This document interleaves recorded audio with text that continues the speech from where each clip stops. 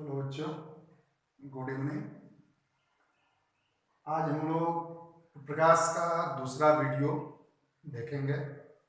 आप लोग ठीक है, आप लोग का रिस्पांस बढ़िया रहा, सब लोग देख रहे हैं।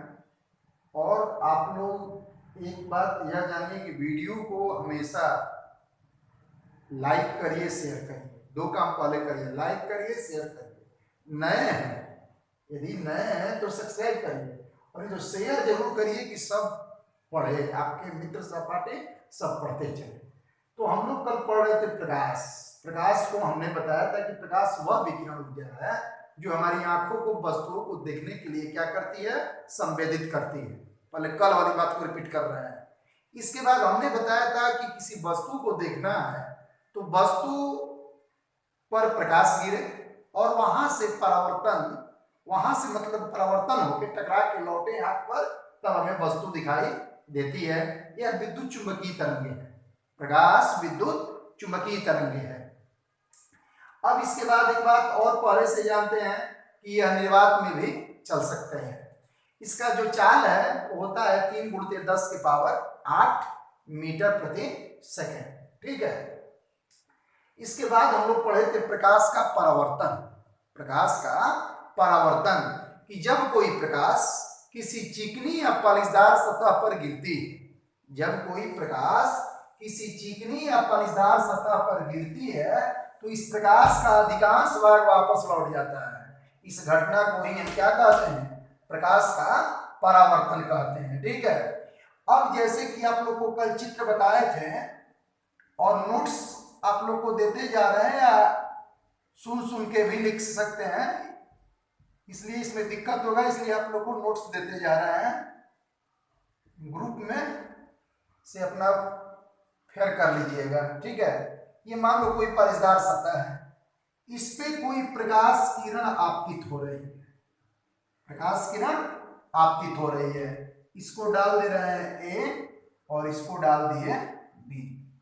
ठीक है। अब ये प्रकाश किरण क्या है कि टकराने के बाद ये लौट रही है, मान लो इस दिशा में लौट रही है, तो ये हो गया आपका सी। क्या हो गया, सी। तो ए बी आपतित किरण है और बीसी क्या है, परावर्तित किरण है। बीसी क्या है, परावर्तित किरण है। अब बताए थे कि इस पे अभिलंब डाल दिया जाए, आपतन बिंदु से अभिलंब डाल दिया जाए, आपतन बिंदु से अभिलंब डाल दिया जाए। ठीक है। तो जब हम आपतन बिंदु पर अभिलंब डाल देंगे, यदि हम इसको आने वाली किरण मान रहे हैं, यानी आपतित किरण, क्या मान रहे हैं, आपतित किरण, ये आपतित किरण आप पढ़े होंगे तो समझ में आएगा। आपतित किरण क्योंकि पहला चर्चा हो चुका है। और ये है परावर्तित किरण।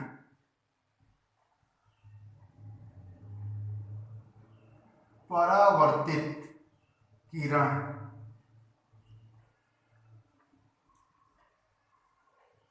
किरण। ठीक है। ये आपतित किरण है, ये परावर्तित किरण है।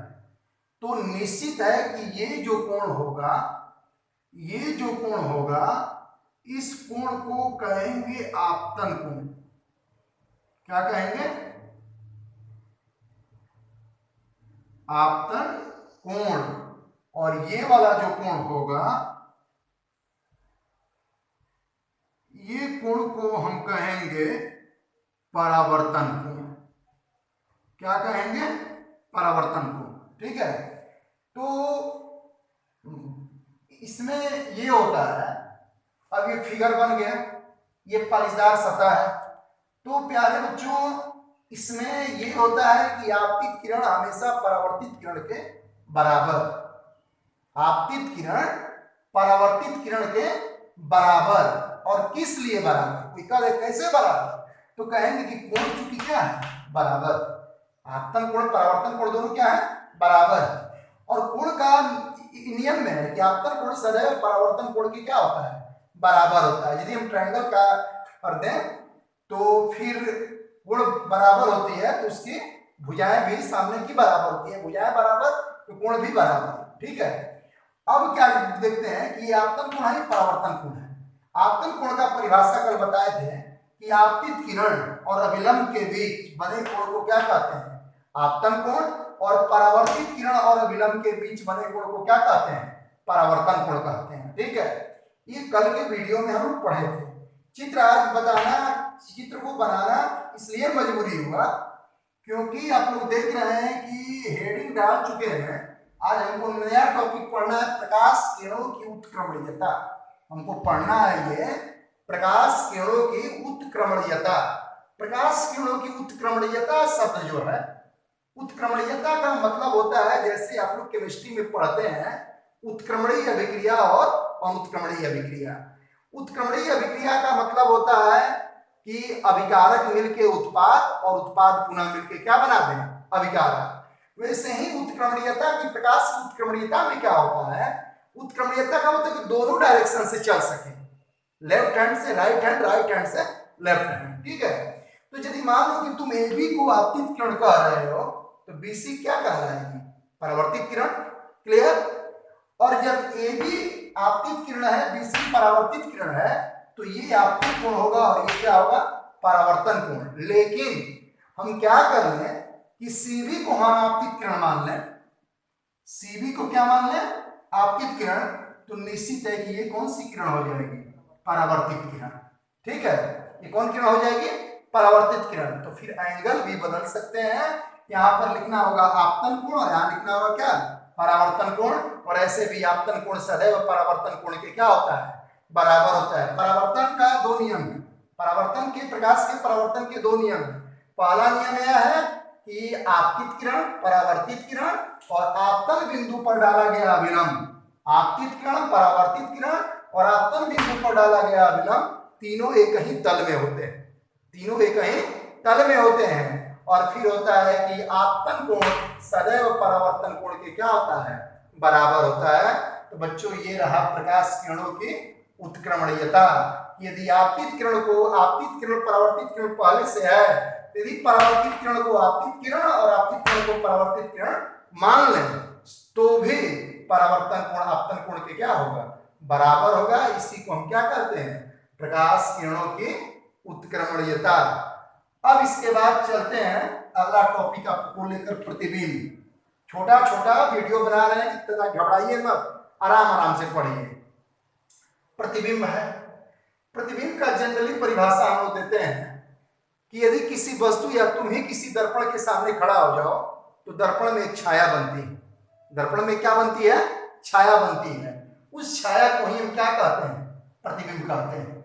उस छाया को ही हम क्या कहते हैं, प्रतिबिंब कहते हैं। यानी प्रतिबिंब का परिभाषा देते हैं कि यदि किसी वस्तु को दर्पण के सामने रख दें, यदि किसी वस्तु को दर्पण के सामने रख दें तो दर्पण में जो छाया बनती है उस छाया को ही हम वस्तु का क्या कहते हैं, प्रतिबिंब कहते हैं।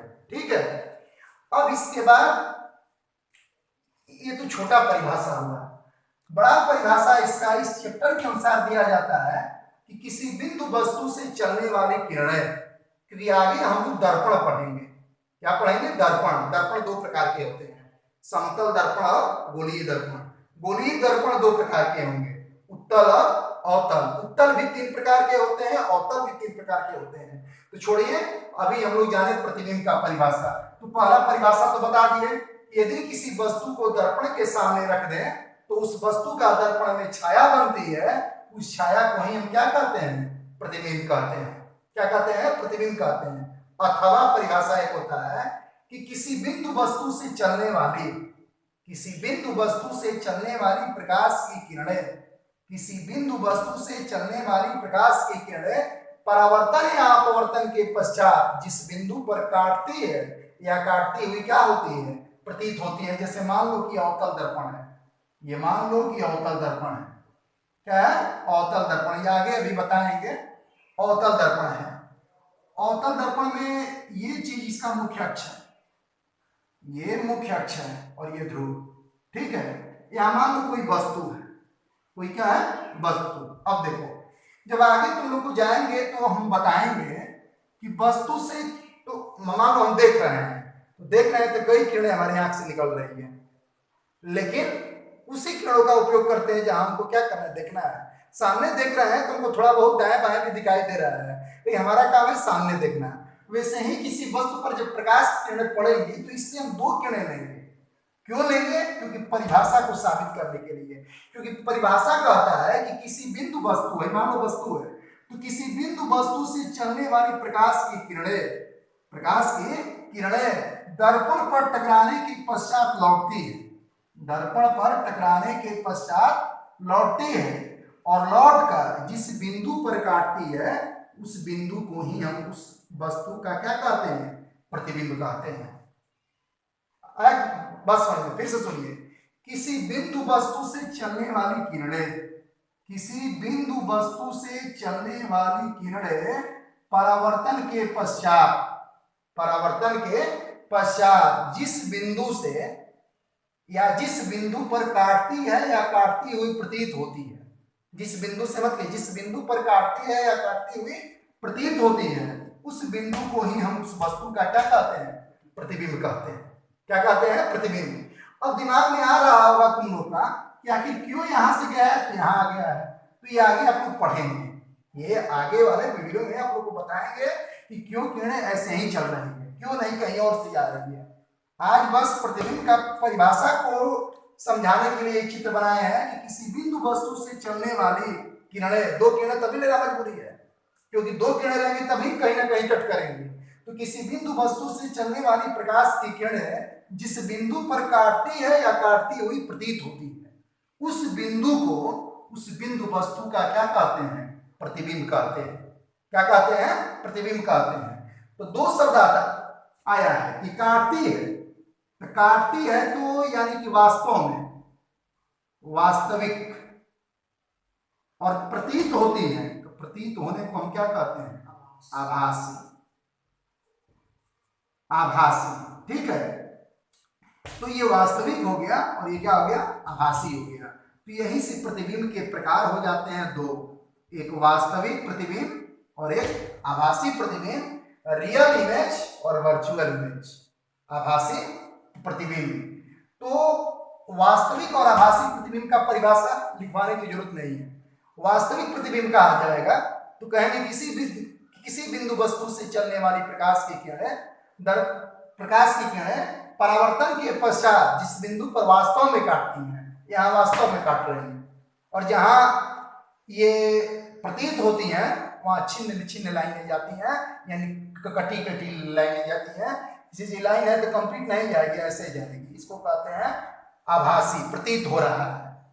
ठीक है, तो जानिएगा कि प्रतिबिंब का साधारण परिभाषा दे देना होगा, तो कह दीजिएगा कि जब किसी वस्तु को दर्पण के सामने रखते हैं तो उस दर्पण में वस्तु की छाया बनती है, उस छाया को ही वस्तु का क्या कहते हैं, प्रतिबिंब कहते हैं। स्टैंडर्ड डिफिनेशन देना होगा तो कहेंगे कि किसी बिंदु वस्तु से चलने वाली प्रकाश की किरणें दर्पण पर टकराने के पश्चात जिस बिंदु पर काटती है या काटती हुई प्रतीत होती है, उस बिंदु को, उस वस्तु का क्या कहते हैं, प्रतिबिंब कहते हैं। तो काटती है तो वास्तविक और प्रतीत होती है तो आभासी, इसलिए कहा जाता है कि प्रतिबिंब दो प्रकार के होते हैं, वास्तविक प्रतिबिंब और आभासी प्रतिबिंब।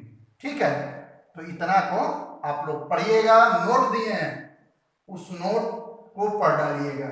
नोट को पढ़ने के बाद जितना ये बोले हैं इसको ध्यान से सुनिएगा, और फिर आपको नोट्स देंगे, उस नोट से चाहेंगे तो फिर करिएगा या ऐसे ही पढ़िएगा।